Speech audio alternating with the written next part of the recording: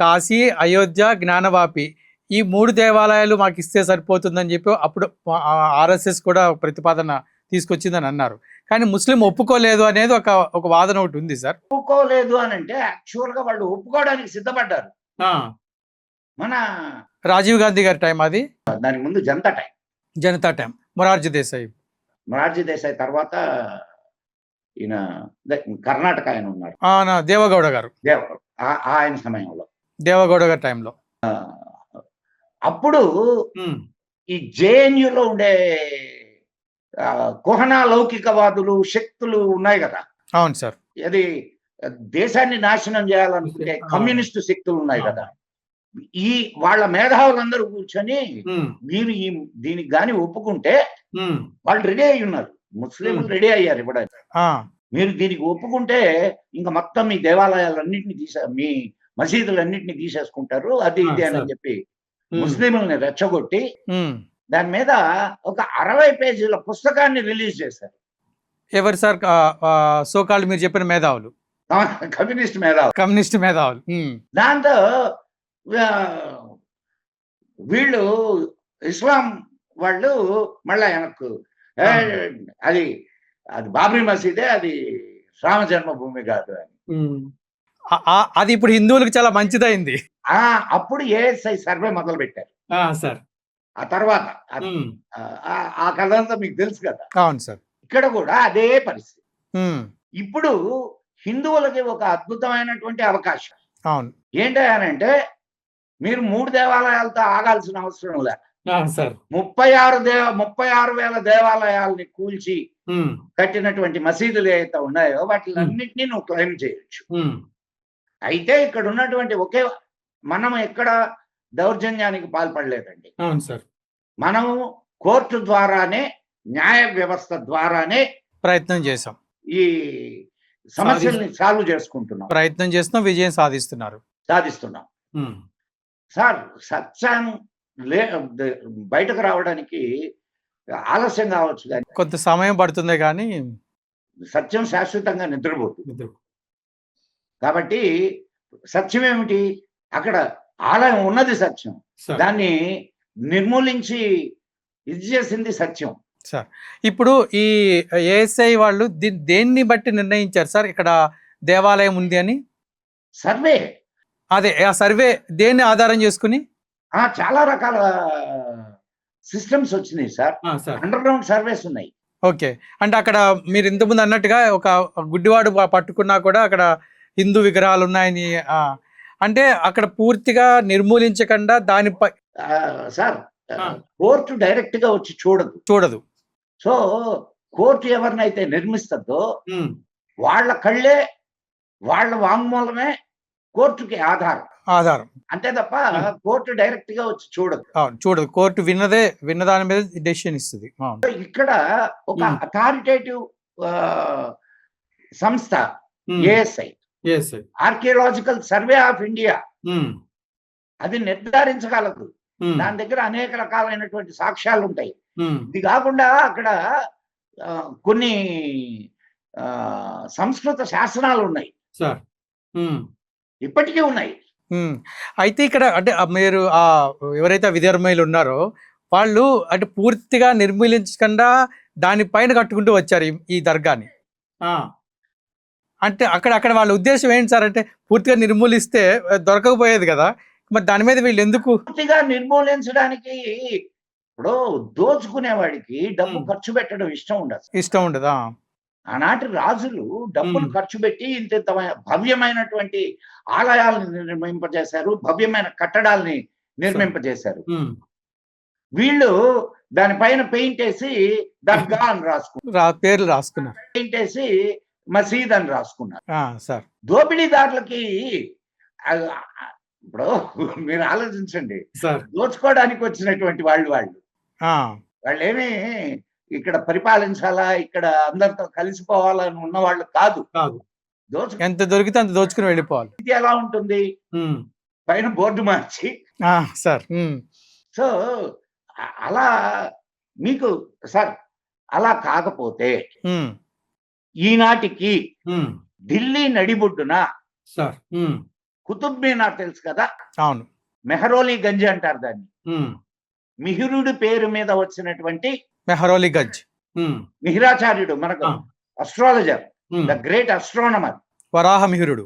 వరాహమిహిరుడు, ఆయన పేరు మీద వచ్చింది మెహర్ గంజ్. అది అంటే మిహిర గంజ్ కాస్త మెహర్ గంజ్ అయింది, తర్వాత మెహరోలి గంజ్ అయింది. అక్కడ కట్టడాలన్నీ కూడా వేదశాలలు, నక్షత్రశాలలు, దేవాలయాలు. మీరు ఈనాడు అక్కడికి వెళ్ళినా ఆ మొత్తంలో అనేక దేవతా విగ్రహాల బొమ్మలు కనిపిస్తాయి సార్. ఏమండి, ఒక చిన్న ప్రశ్న మనం వేసుకుందాం. వీళ్ళు ఎంత అంటే దౌష్ట్యం, వాళ్ళది దౌష్ట్యం అండి. ఇప్పుడు బుత్పరస్తి అంటారు వాళ్ళు, అంటే విగ్రహారాధన నిషిద్ధం. కానీ ఆ విగ్రహాలు ఉన్న చోటుకు పోయి వీళ్ళు ఎట్లా ప్రార్థనలు చేస్తారు, ఎట్లా నమాజులు చేస్తారు?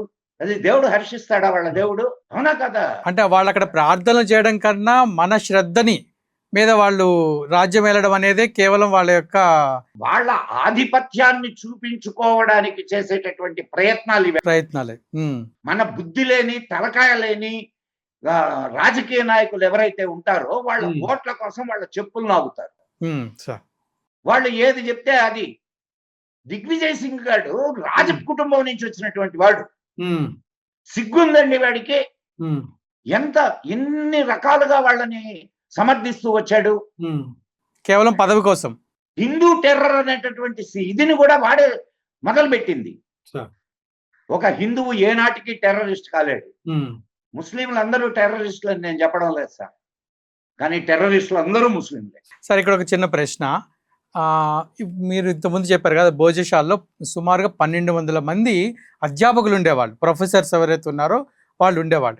అంటే ఒక్కొక్కరికి మనము 40 మంది వేసుకుంటే దగ్గర దగ్గర 12,000 నుంచి 16,000 మంది విద్యార్థులు ఉండేవాళ్ళు. అంటే ఒక యూనివర్సిటీ 6,000 మంది దాదాపు. సో ఒక యూనివర్సిటీలో ఇలాంటి మనం ఇంకా విన్నాం. అంటే మాకు తెలిసినంత వరకు ఆ తక్షశిల, ఇట్లా కొన్ని పేర్లు విన్నాం, నాలందా, వీటి పేర్లు ఉన్నాం. సో ఇంతకుముందే మీరు చెప్తున్నారు ఇలాంటి విద్యాలు 1200 దగ్గర దగ్గర సుమారుగా 1200 ఎన్నో ఉన్నాయని మీరు అన్నారు. సో అసలు అంటే ఇంత జ్ఞానం కలిగి ఇంత విద్య కోసం పరితపించినటువంటి భారతదేశము ఎందుకు మనకు విద్య లేదు అనిపించుకోవాల్సిన పరిస్థితి ఎందుకు వచ్చింది? బ్రిటిష్ వాళ్ళు వచ్చి మేము నేర్పించామనే పరిస్థితి ఎందుకు వచ్చింది సార్? సార్, పాలకుడు ఎప్పుడు తనది పై చేయగానే ఉండాలనుకుంటాడు. రైట్, తప్పులేదు. ఎందుకనంటే పాలకుడు వాడి గొప్పతనాన్ని వాడు చూపించుకోవాలి. వాడి గొప్పతనాన్ని వాడు చూపించుకోవాలంటే ఎట్లా చూపించుకోలేడు, వీడిని తక్కువ చేస్తే తప్ప. కాబట్టి వాళ్ళు చరిత్రను వక్రీకరించారు. అండ్ మన మానసికంగా హిందువుల్ని అణగదొక్కారు సార్, మానసికంగా అణగదొక్కారు హిందువుల్ని. అంటే తర్వాత మనకు స్వాతంత్రం వచ్చింది అని అనుకుంటున్న అధికార బదిలీ జరిగిన తరువాత మన పాలకులు కూడా అదే భావదాస్యంతో అదే పరిపాలనా విధానాన్ని అనుసరిస్తూ హిందువులను కళ్ళు మూసి పాలన కొనసాగించారు. మనకు స్వాతంత్రం వచ్చిన తర్వాత మన సంస్కృతి మీద, మన సాంప్రదాయాల మీద, లేదా మన గ్రంథాల మీద ఎంత పరిశోధన జరిగింది? అసలు పరిశోధనే జరగలేదు. మరి జరగకుండా దీంట్లో ఏం లేవని ఎట్లా చెప్తారు మీరు సార్?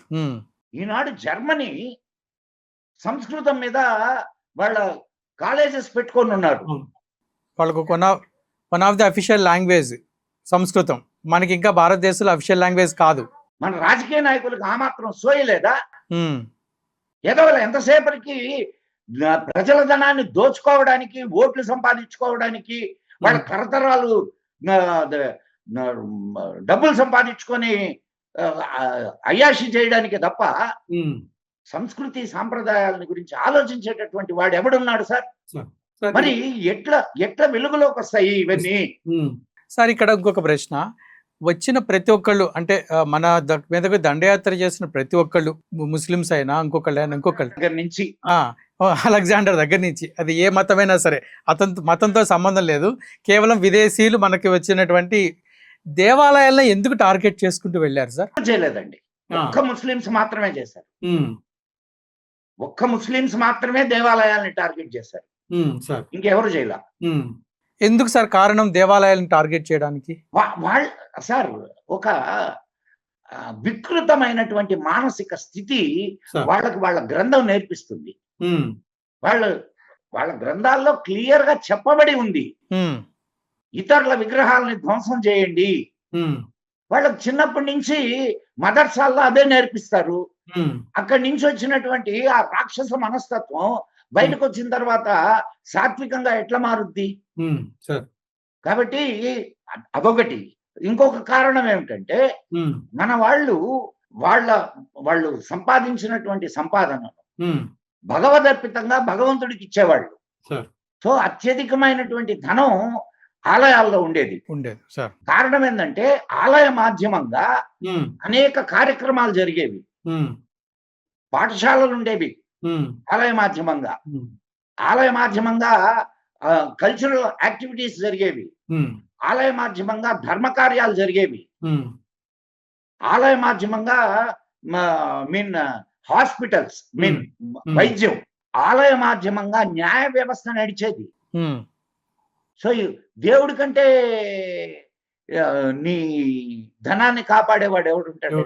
ఇప్పుడు చాలా రాజ్యాలు వాళ్ళ రాజకోటలు మిగలలేదు, కానీ వాళ్ళు కట్టించిన దేవాలయాలు మాత్రం ఇప్పటికి ఇంకా శాశ్వతంగా తమిళనాడులో చూసుకుంటే సార్. సరే, సెక్యులరిజం పేరుతో మన కళ్ళు కప్పినా ఇప్పుడు హిందూ అనగానే ఒక మతతత్వవాది సార్, ముస్లిము క్రిస్టియన్ వీళ్ళని నువ్వు ఎంత మాట్లాడినా వాళ్ళు వాళ్ళు సెక్యులర్ అంటారు. ప్రస్తుత ఆలోచన ధోరణి.